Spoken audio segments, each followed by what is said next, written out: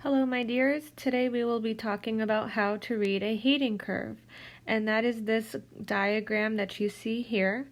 On our y-axis we have temperature change, and on our x-axis we have the change in thermal energy or heat.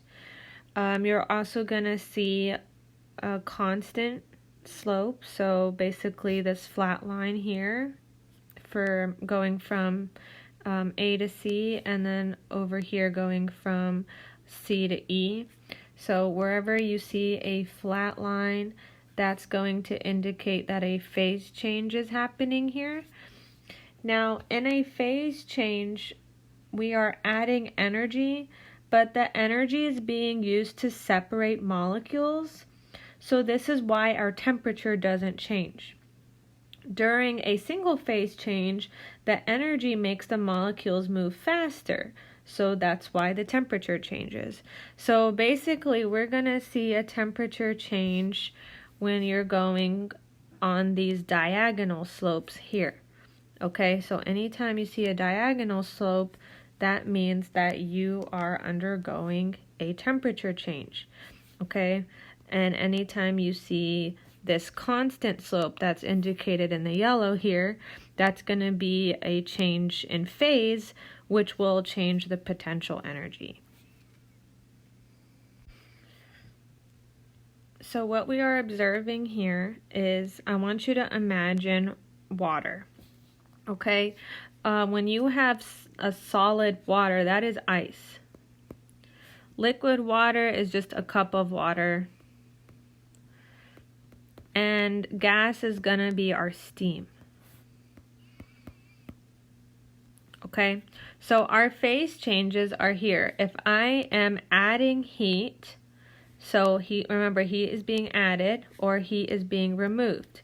Okay, so if I'm going to the left, I am removing heat. Remember, if you are removing heat, that's exothermic. So going from a solid to liquid, I'm adding heat, so that is melting. If I'm going from a liquid to a solid, I am removing heat, so that is freezing.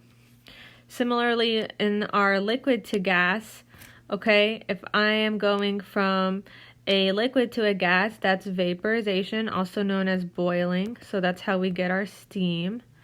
And if I'm removing heat, I'm going from a gas to a liquid, and that is condensation.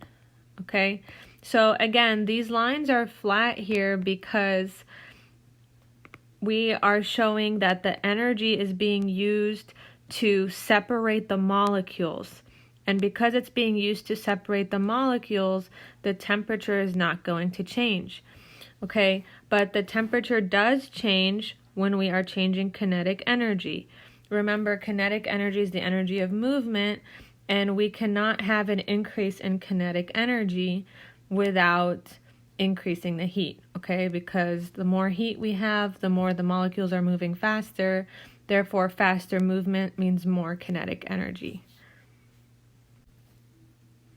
So this is how you would read a heating curve. Normally it's done for water. It can be done for other substances. But the important thing to understand is what's happening during a temperature change, which is the slanted lines, and what's happening during a phase change, which is just the flat line. Again, with a phase change, energy is being used to separate molecules from each other, not to break the bonds. Okay, because remember, if you break a chemical bond, that's actually a chemical change.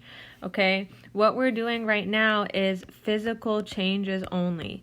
With a physical change, we are not altering the chemical makeup of that substance. Okay, because if you break a bond, you're actually causing a chemical change. You are altering that substance. Everything we're talking about here, these are phase changes, so that's physical. Okay, so when I am separating these molecules, that is a change in potential energy. Okay, but when I'm actually adding heat and I'm actually in a new phase, that is a change in kinetic energy. Okay, I will see you guys the next time.